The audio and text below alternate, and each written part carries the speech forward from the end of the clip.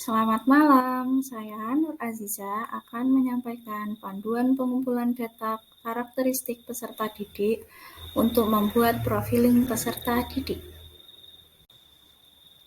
Profiling peserta didik itu adalah kegiatan membuat profil karakteristik setiap peserta didik dalam satu kelas untuk menciptakan atau merancang proses pembelajaran yang sesuai dengan karakteristik peserta didik tersebut.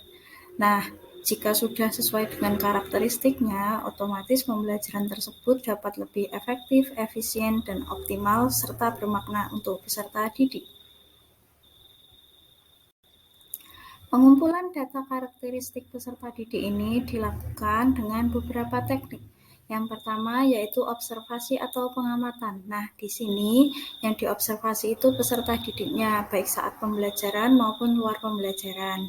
Kemudian yang kedua adalah wawancara. Nah, ini yang diwawancara tidak hanya peserta didik, tetapi juga guru dan peserta didik lain seperti itu. Kemudian yang ketiga adalah dokumentasi. Nah, di sini dokumentasi yang dimaksud adalah dokumentasi data yang telah ada seperti data-data Dapodik, DLPK, dan buku induk yang tentunya sudah diizinkan oleh guru terlebih dahulu.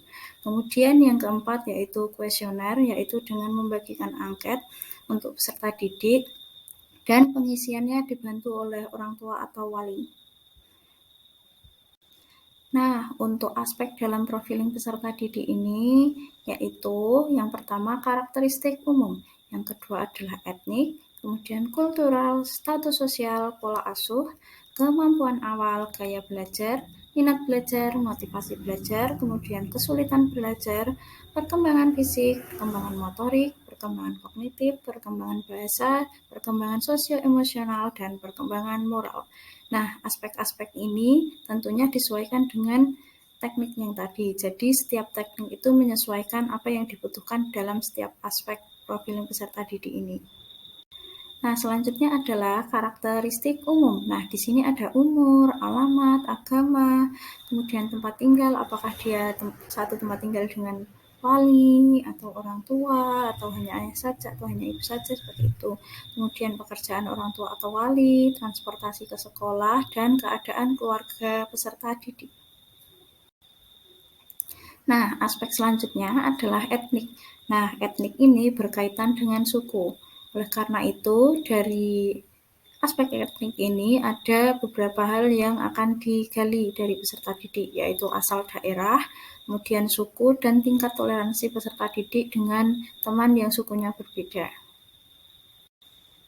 Kemudian aspek kultural. Nah, di sini ada beberapa hal yang akan digali, seperti daerah tempat tinggalnya, kesenian daerah sekitar tempat tinggal peserta didik tersebut, kesenian daerah yang disukai peserta didik, kemudian kesukaan apakah dia lebih suka kesenian daerah atau modern, kemudian norma-norma yang dibiasakan di sekolah, baik itu dalam pembelajaran maupun luar pembelajaran, adat istiadat, bahasa yang digunakan peserta didik, serta tingkat toleransi peserta didik dengan teman yang budayanya berbeda.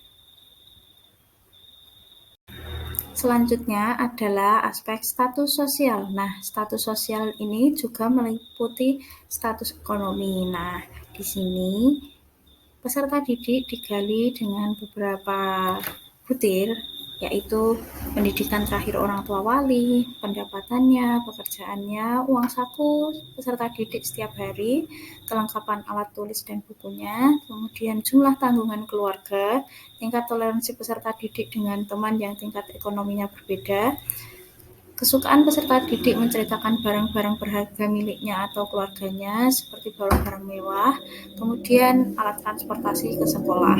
Nah, status sosial ini memerlukan data orang tua juga. Jadi, untuk pengambilan datanya, ini menggunakan berbagai teknik seperti yang telah dijelaskan pada awal. Nah, teknik yang digunakan itu dengan kuesioner yang akan dibantu oleh orang tua serta wawancara dengan guru. Nah, tak hanya itu, penggalian ini juga menggunakan pengambilan data dari dokumen-dokumen yang sudah ada seperti data-data di Dapodik atau buku induk seperti itu. Nah, untuk kuesioner sendiri, kuesionernya itu ada berbagai macam, ada isian singkat, ada pilihan, dan ada ya tidak, seperti itu. Aspek selanjutnya yaitu pola asuh. Nah, pola asuh ini adalah bagaimana orang tua atau wali mengasuh si peserta didik tersebut. Nah, di sini sudah ada beberapa aspek yang diambil dari pengelompokan macam-macam pola asuh. Nah, di sini ada kesempatan berpendapat, keseringan bercerita, kemudian menanyakan kabar, peraturan, tolong-menolong, kemudian kemauan orang tua mendengarkan cerita, pendampingan belajar, pendampingan bermain, tanggapan terhadap kesalahan peserta didik, kemudian nasihat, seperti itu. Nah, selanjutnya adalah kemampuan awal. Nah, di kemampuan awal ini adalah kemampuan peserta didik dalam memahami materi sebelumnya atau kemampuan yang harus dipunyai peserta didik sebelum pembelajaran dimulai. Nah, di sini ada dua aspek yang dapat digali, yaitu kemampuan dalam menjawab pertanyaan asesmen diagnostik atau pertanyaan yang diajukan sebelum pembelajaran, dan kemampuan dalam memahami materi sebelumnya. Nah, di sini pengambilan data dilakukan dengan berbagai teknik seperti di depan. Selanjutnya adalah gaya belajar. Nah, di gaya belajar ini nanti peserta didik akan dikelompokkan menjadi beberapa gaya belajar berdasarkan aspek-aspek yang sudah tertulis di layar ini. Nah, seperti aspek kesukaan dalam memperoleh informasi, apakah dia suka dengan membaca atau mendengarkan penjelasan, atau dengan aktivitas tertentu seperti permainan, percobaan, seperti itu. Sama halnya dengan metode pembelajaran. Nah, kemudian yang teknik ini, apakah dia suka membaca cepat, dalam hati, atau lantang, atau keras, atau sambil bermain mungkin. Kemudian kesukaan dalam membaca buku ini, suka yang sedikit gambarnya atau banyak gambarnya.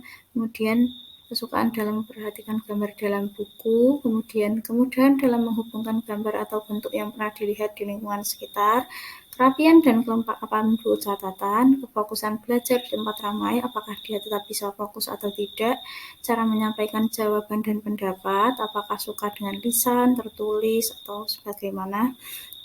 Kemudian kesukaan dalam berdiskusi, kegiatan saat belajar, kemudian dalam menghafal dan memahami, serta hobi peserta didik, apakah dia suka membaca, atau mendengarkan musik, atau mungkin permainan, atau olahraga, seperti itu. Nah, nanti di gaya belajar ini aspek-aspeknya akan melalui angket, juga melalui wawancara. Nah, nanti kalau peserta didik sudah mengisi sudah ada data dari gaya belajar ini, nanti peserta didik dapat dikelompokkan berdasarkan gaya belajarnya. Nah, kemudian adalah minat. Di sini minat itu adalah keinginan untuk belajar. Nah, perasaan saat mengikuti pelajaran, keinginan, hal yang membuat bosan, mapel yang disenangi, perhatiannya, tingkat konsentrasinya, kefokusan dan konsentrasi dalam mengerjakan tugas, kegiatan yang menarik, materi yang menarik, mata pelajaran yang bermanfaat, serta keaktifan peserta didik itu dapat menggambarkan minat dari peserta didik tersebut. Selanjutnya yaitu motivasi. Nah, di motivasi ini dapat digali dari beberapa aspek, yaitu mata pelajaran yang disukai, materi yang disukai, kegiatan belajar yang disukai, tempat belajar yang disukai, apakah luar kelas atau dalam kelas, perasaan peserta didik saat berangkat sekolah, saat mengikuti pembelajaran, keaktifannya, kesukaannya dalam pemberian hadiah atau ujian, hal yang dilakukan saat kesulitan belajar, apakah dia akan tetap belajar atau sudah menyerah, seperti itu. Faktor yang membuat peserta didik semangat untuk belajar. Dalam kesulitan belajar ini akan digali apa sajakah yang membuat peserta didik kesulitan belajar, mapel apa, materi apa, kemudian apa yang ia lakukan saat ia kesulitan belajar, apakah dia akan meminta tolong, bantuan yang pernah didapatkan, kemudian fasilitas-fasilitas yang mungkin kurang memfasilitasi siswa untuk pembelajaran. Selanjutnya adalah perkembangan fisik atau fisiologi. Nah, di sini dapat melihat berat badan, tinggi badan peserta didik. Walaupun tidak mengukur langsung, tapi bisa didapatkan melalui data Dapodik ataupun buku induk. Kemudian keaktifan fisiknya, keseringan bermainnya, kemudian kesukaan bermainnya, apakah dia suka individu atau kelompok, kemudian kemampuan dia dalam menggunakan anggota tubuh dengan baik dan tepat. Selanjutnya adalah perkembangan motorik. Nah, di sini dibagi menjadi motorik kasar dan motorik halus. Untuk motorik kasar dapat dilihat dari kemampuan berjalan, berlari, naik turun tangga. Sedangkan untuk motorik halus dapat dilihat dari kemampuan mewarnai, kerapian menulis, menggunting, dan menempel. Kemudian yaitu perkembangan kognitif. Nah, menurut teori perkembangan kognitif biasa, anak kelas 1 atau masuk usia SD atau 7 tahun itu berada pada tahap operasional konkret, yaitu tapi dapat memahami benda-benda konkret yang ada di sekitarnya. Nah, di sini dapat dilihat melalui kesukaan peserta didik dalam mendapatkan informasi, kemudian keaktifannya, penggunaan medianya, respon terhadap benda konkret, pengalaman menggunakan benda konkret, hasil belajar setelah menggunakan benda konkret, memahami benda konkret, rasa ingin tahu, kemampuan menjawab pertanyaan guru, dan kemampuan menjawab soal.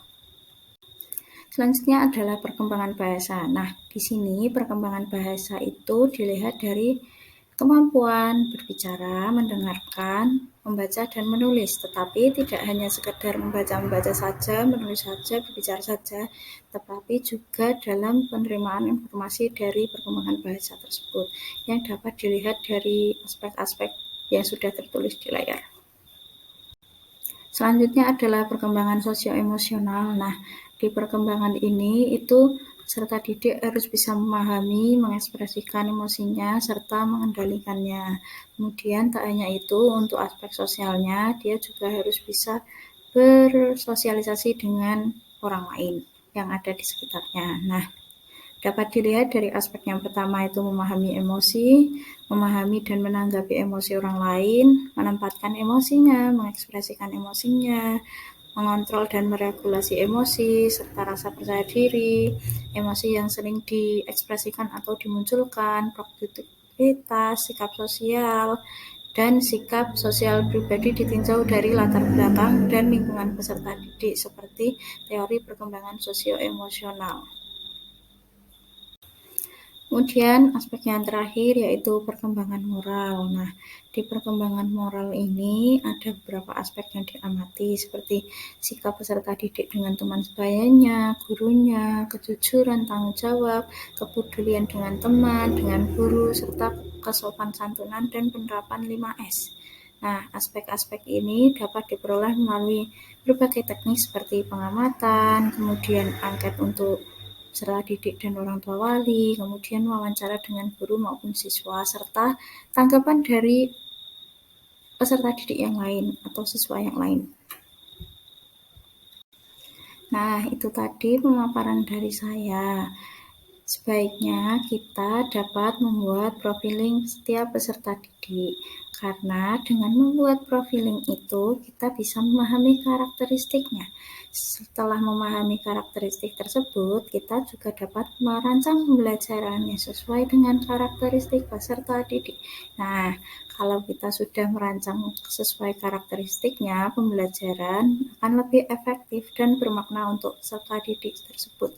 Kita dapat menciptakan pembelajaran yang menyenangkan untuk peserta didik maupun pendidik. Nah, itu tadi pemaparan dari saya. Apabila ada kekurangan bisa komentar. Terima kasih. Selamat malam.